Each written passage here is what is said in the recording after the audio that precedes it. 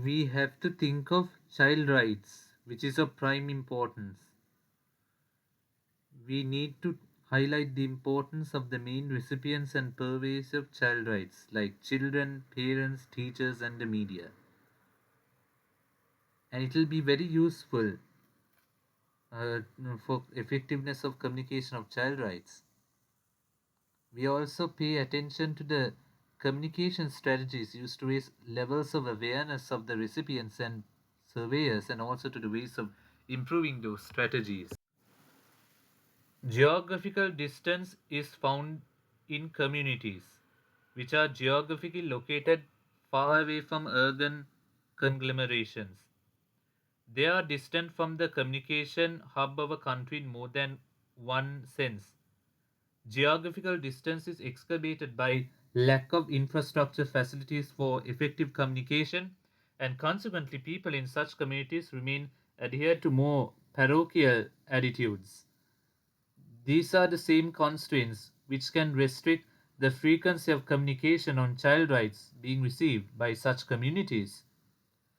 Using methods like drama, street play, and discussions may be limited due to the cost in terms of funds, time, and energy required to conduct such programs. Most likely, the facilities for the use of electronic equipment is also less in such dispersed communities. Social and economic distance often occurs together with the geographical distance. It should be noted that specific communities that are disadvantageously positioned economically and normally have less access to education as well. It is possible that the lack of the social and economic distance would reinforce negative attitudes related to child rearing and discipline. We have perhaps the most important set of factors, the shortcomings in the media. Having said that, we know that the factors like non availability of media personnel in need of communication on child rights, use of technical jargon in communication of child rights, the reluctance of media personnel to focus on child rights in disadvantaged communities, and misrepresentation of child rights appear as shortcomings in the media network. Media performs a distinctive role in advancing the field of communication technology. It tends to enhance the knowledge of those who have already benefited from education rather than those who were denied such opportunities. It is the children of uneducated parents who become subject to child abuse, who often suffer from a lack of knowledge for the realization of their potential. Yet, such cases don't always gain sufficient attention from media personnel, and most go undetected. Communication of child rights should give due attention to the language in which it is formulated. It's necessary for precise information on statutory provisions to be communicated to the general public and the specific target groups. But the language that is used to communicate this should be reader friendly and easily accessible to the lay readers. Legal jargon, academic or technical terminology often discourages ordinary people from making the attempt to read through the article and digest it.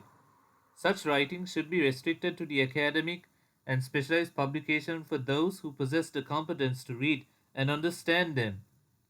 And what can we do to improve the unsatisfactory situation we discussed?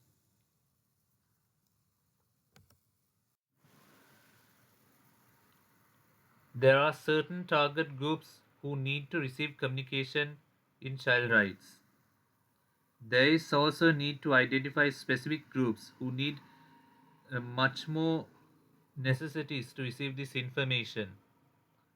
Slum and shanty dwellers, those who live in remote and isolated villages, the most destitute who lack an access and education, and social outcasts like beggars and street children largely represent these specific groups. These specific groups of people deserve specific strategies of communication on child rights. Simple written messages are a major device, formed preferably with illustrations. It should be printed or handwritten in big bold letters using simple words, whether in Sinhalese, Tamil, or English. Illustrations are not only eye catching but can be understood even by less educated people. For example, drawing of a something by an overdressed woman will make parents think twice before handing over the child for employment at a domestic, expecting him or her to be provided with all basic necessities. An illustration of a little boy turned into AIDS or an STD patient displayed on a large banner in a coconut grove on a sunny beach will make the person more watchful as the movements of their own children loitering aimlessly on the beach. Luring of easy money to supplement family income wouldn't persuade them to a blind eye in children's activities. These messages and illustrations should be displayed in prominent places like junctions, offices, community centers, bus stands, community wells, railway stations where people gather. Absorbing the information doesn't involve hard pressed time. One just sees it as one was walking about. Public convenience of phrases from documents at the Children's Charter can be displayed in this fashion. Street dramas convey messages. One stops by to be entertained and ends up by getting instructed. Humans are innately inclined towards pleasure and aesthetic activity, and if it comes free, it's even more welcome. The traditional guides in the villages, such as the Buddhist monk, the Pusari, the Maulavi, and the Christian father, are figures who are expected to collaborate in the communication process. These religious leaders can subtly intervene and advise regarding caring for any form of upbringing of children. In discussing about the role of community leaders, we highlighted the contribution that they can cause in hand, the very crucial role teachers can perform as community leaders.